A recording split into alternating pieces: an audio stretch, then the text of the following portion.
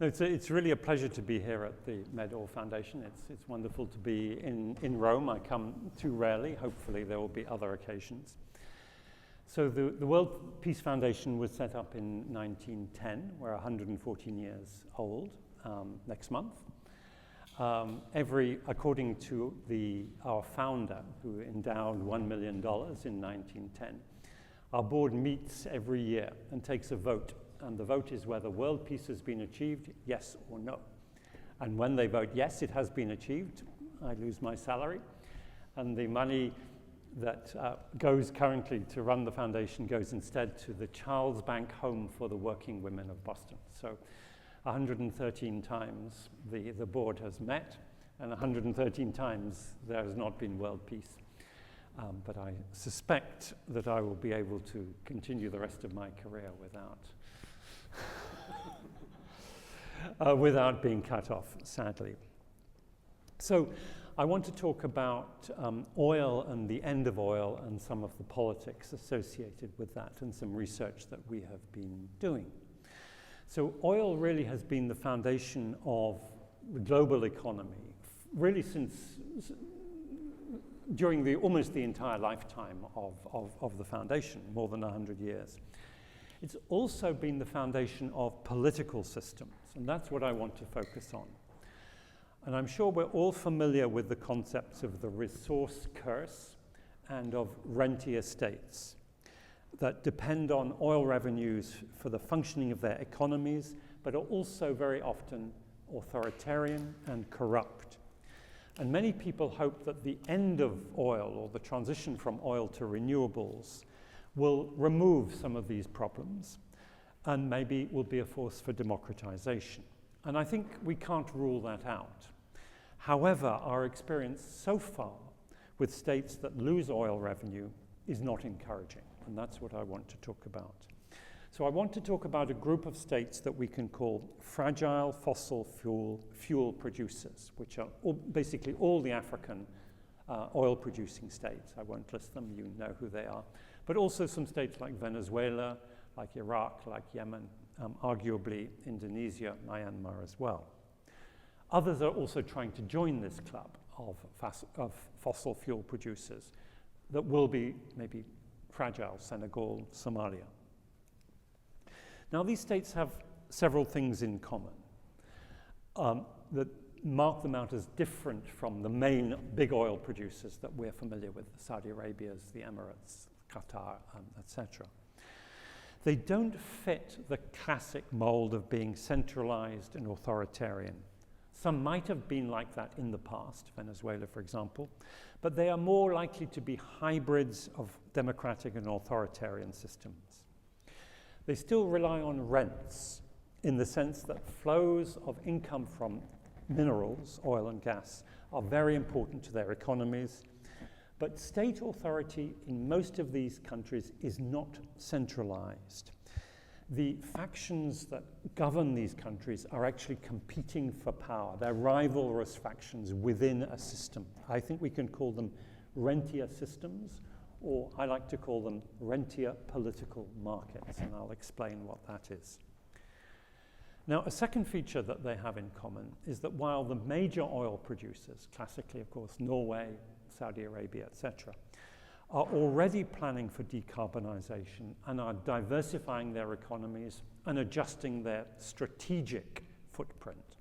And we'll get back to the strategic footprint of Saudi Arabia, the United Arab Emirates later on.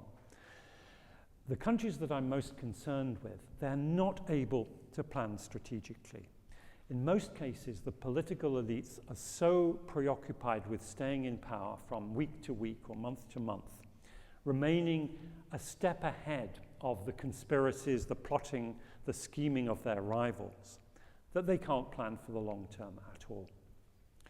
And what holds the governing coalitions together in these states more than anything else is money. Members of the political elite, most of them, almost all of them men, divide up the national cake. To be precise, what they do is they divide up the accessible, disposable income of the state and the assets that generate that income. So they share it out. And there's a certain amount of discretionary cash that they have to grease the wheels of politics. This they call political finance. In Sudan, they actually call it the political budget, the money that is used to pay people off to help stay in power, to buy the loyalties of politicians, to buy political services, of security, of law, of public relations. This is what makes the system tick. No questions asked, no receipts needed. We're all familiar with this real politics. Often we try to pretend that it doesn't happen. Among those who sell their allegiances are armed militia, vigilantes, security operatives, etc. And oil is one of the best sources for political money. It's plentiful, it's easily diverted, it's easy to cook the books. Oil companies are often very willing accomplices. And oil, therefore, is key to providing the grease, the political money for keeping these countries functioning. And very often, political leaders, factions that disagree on most things will agree they want part of this. They want to be part of this share out. Or rebel groups may join a government to become part of that share out. We can have a carbon compact that is a peace deal. And when that money begins to dry up, these carbon compacts begin to crack. And this is what I call traumatic decarbonization, unplanned, painful decarbonization. It has impacts on war and peace. So we've done research on peace agreements in 54 oil-producing countries, those countries that have had armed conflicts and peace agreements. And it seems that when oil prices are high, when the money is plentiful, what we tend to have is fewer agreements, but more comprehensive agreements that buy everybody into what looks like a very stable agreement. And they deal with a wide range of issues: governance reform, the unification of militaries, etc. A very good example of this is the Sudan Comprehensive Peace Agreement of 2005, signed at a time when oil prices were high, when Sudan's oil was flowing and was increasing every year. It was relatively straightforward to bring the southern rebels, the SPLA, the Sudan People's Liberation Movement and Army, into government and share out the cake. Other cases that happened when oil prices were high and oil revenues were expanding were the political settlement, the constitution in Iraq, and the peace deal in Aceh in Indonesia. Now, oil revenues can finance a peace agreement. They can also finance a military machine. And a good example here is Chad. Chad was quite a fragile state. Other states were intervening in Chadian affairs. And the government was fiercely contested. And Chad developed oil with an agreement, partly with the World Bank, for a pipeline exporting Chadian oil through Cameroon to the sea. And the agreement required Chad to pay a very substantial proportion of its oil revenues into special funds for the future, for social welfare, education, etc.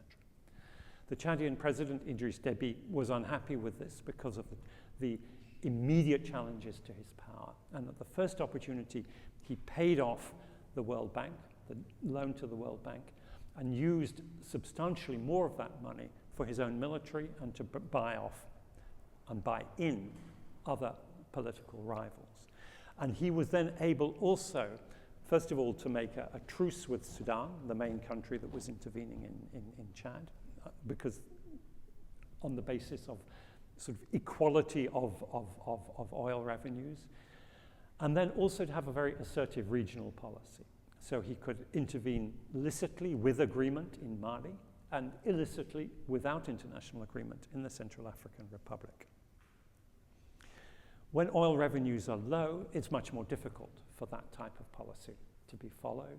It's more difficult for the elites to stay together. And I'll come a bit later on to what this means for the other major oil producers that have had very assertive regional policies.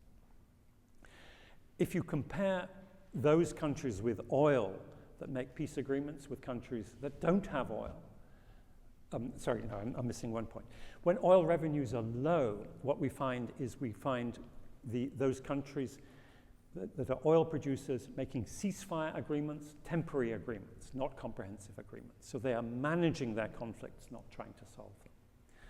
Non-oil producers, we don't see any difference in the pattern depending on the price of oil. So it's a pointer to the importance of oil in making these political systems function. As I mentioned, for the political elites of these fragile fossil fuel producing states, the priority is survival. And so they resist political reform. They resist democratization. And therefore, I think we need to think ahead about how they will strategize when their oil revenues run low. And we have a few examples. So some countries suffered a massive loss in oil revenue simply because the price fell, and maybe because their production also fell. Nigeria is a good example. Some suffered this because their oil fields were depleted. Yemen is an example. South Sudan is an extreme example. It inflicted on itself a total shutdown in its oil production in 2012. Remarkable because the country's revenue was 97% dependent upon oil. It shut it down because of a dispute with northern Sudan over transshipment. The terms of transshipment of oil from South Sudan through North Sudan on the one oil pipeline to the Red Sea. And then when oil production resumed some 15 months later, it was at a very reduced level and the price was low.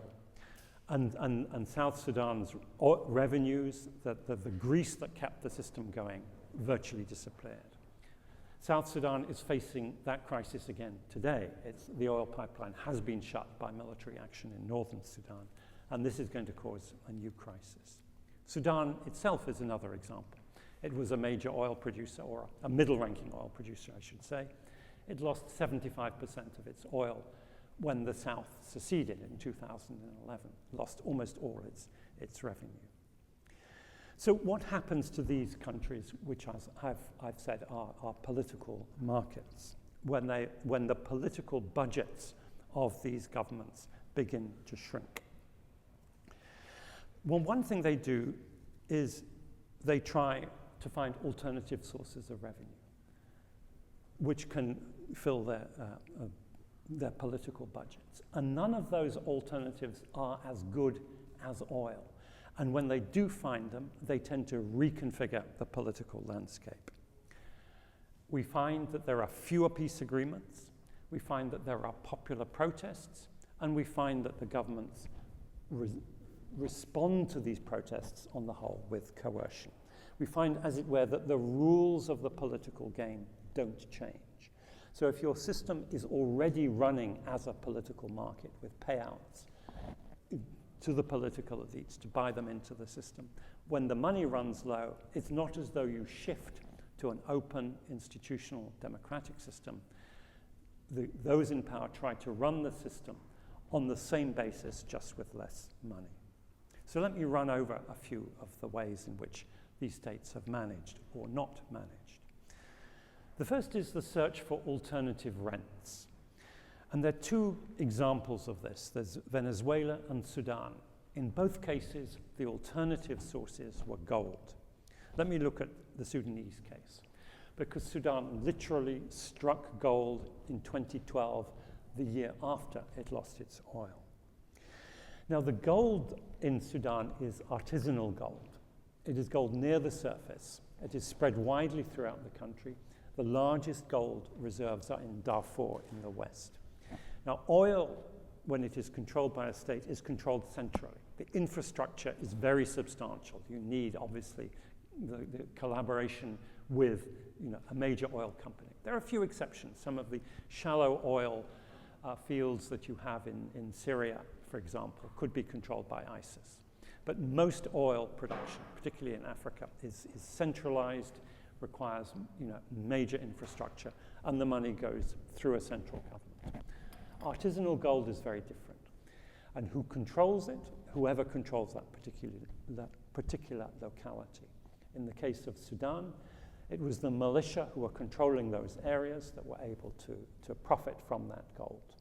And the militia in particular is the heirs of the Janjaweed, the notorious militia involved in the massacres of 2004, formalized as the Rapid Support Forces. They controlled the gold, they got wealthy, they got powerful, and the result is that this militia, based in the peripheries of Sudan, without having a historic political or economic infrastructure, suddenly found themselves in a position to challenge the power at the center.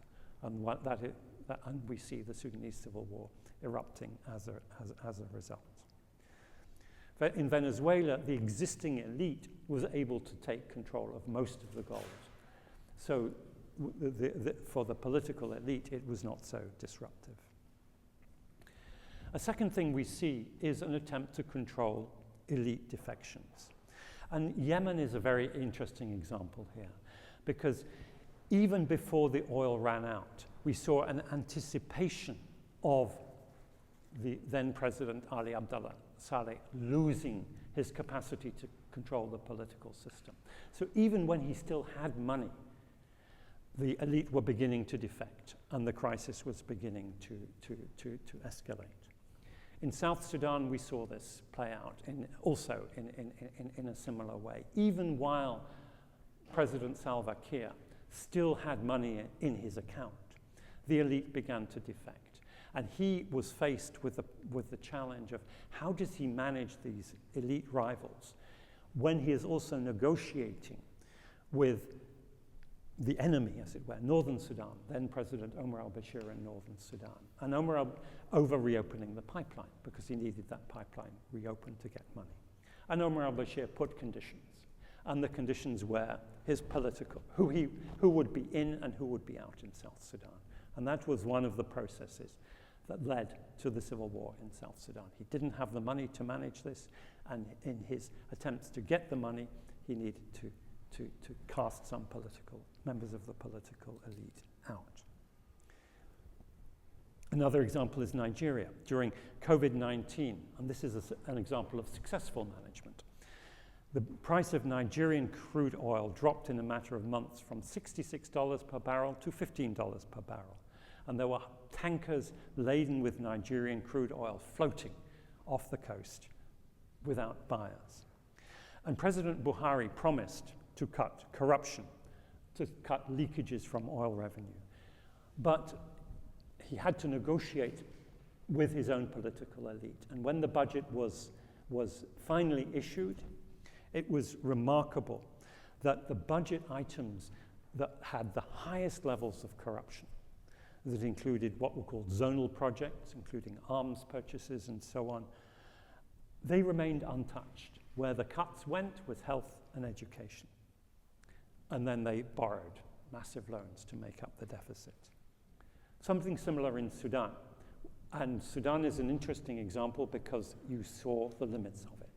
After Sudan lost its oil revenue in 2011, there were plans for big economic changes, austerity plans. But the moment the government began to introduce its austerity measures in 2013, there were riots. And President Bashir realized the cost of austerity would be his government would likely fall. So he refused to implement those measures. And he kept the most corrupt budget lines, especially as the priority, particularly the military. And that sent him down a road whereby an inflationary road of printing more and more money just in order to keep the system going until it crashed in 2016.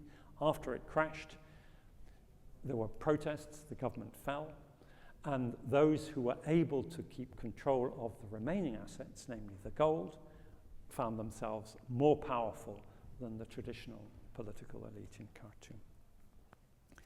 Only very rarely do we see governments following a different path, and Ecuador tried this for a while. It was successful for a while. Ecuador is now in trouble.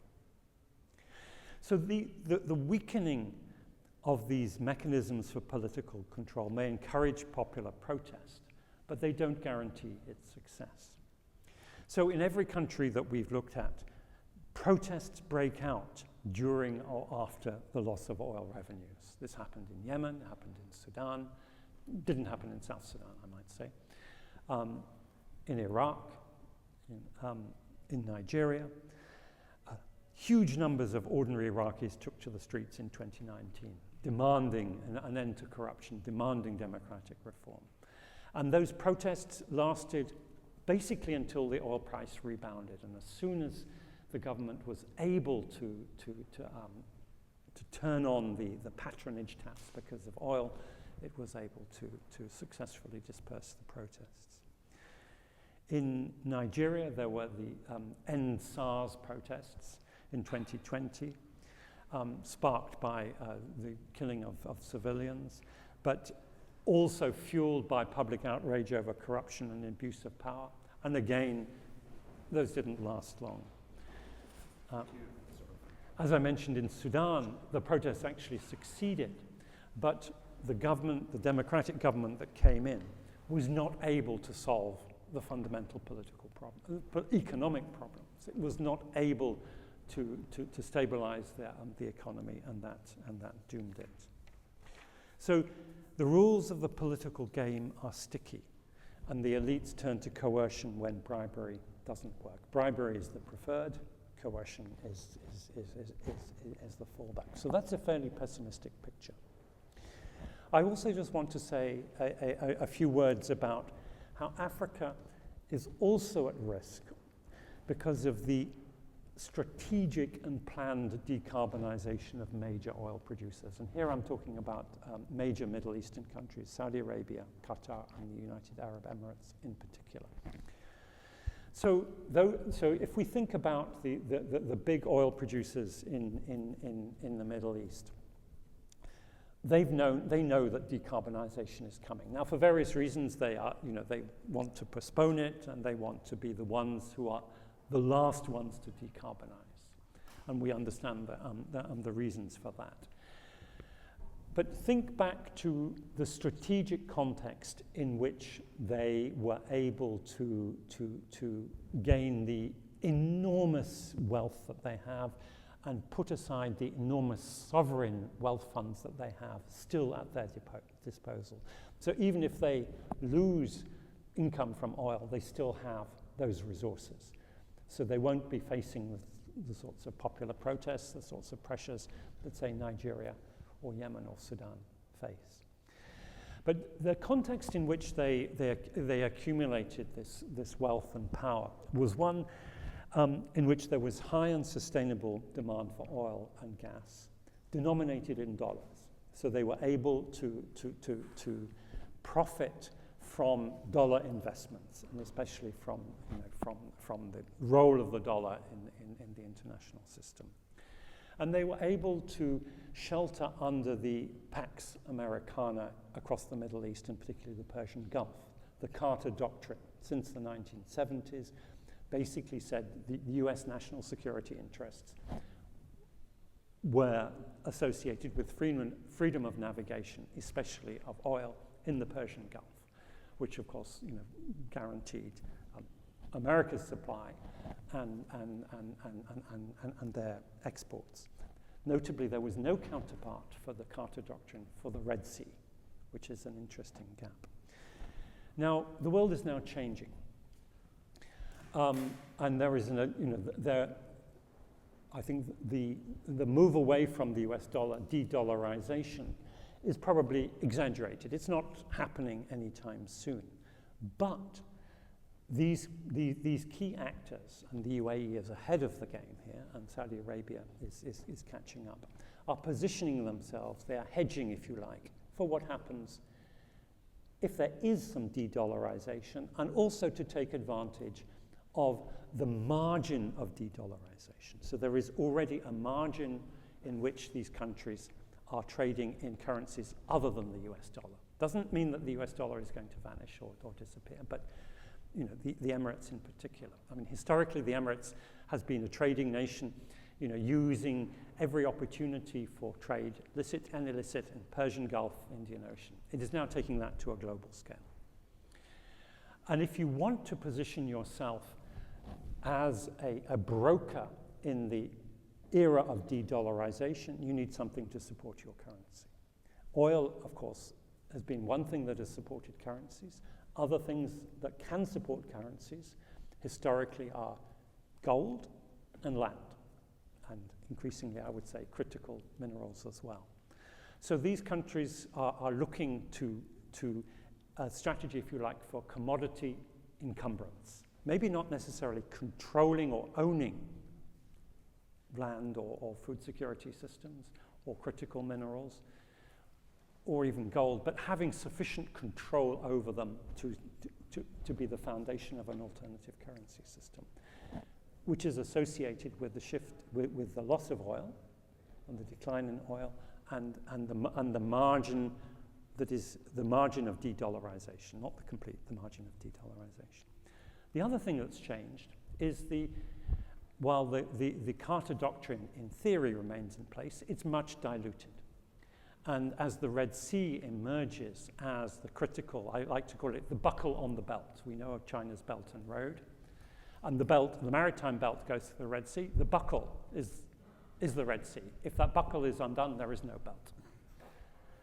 And we know, and therefore, there is strategic investment by China, by the Gulf states, by the United States, in who controls this piece of strategic real estate, for which there is no security doctrine. There is no Carter Doctrine. There is no Red Sea Forum. Now, in order to, so the combination of these features, which are elements in the global decarbonization and the context in which the beginnings of global decarbonization are happening, delinking, those key features that I just mentioned, mean that those states have two sets of strategic interests in Africa. One is the resources, gold, primarily, also commodity encumbrance, land and critical minerals, also the strategic real estate close to the Red Sea.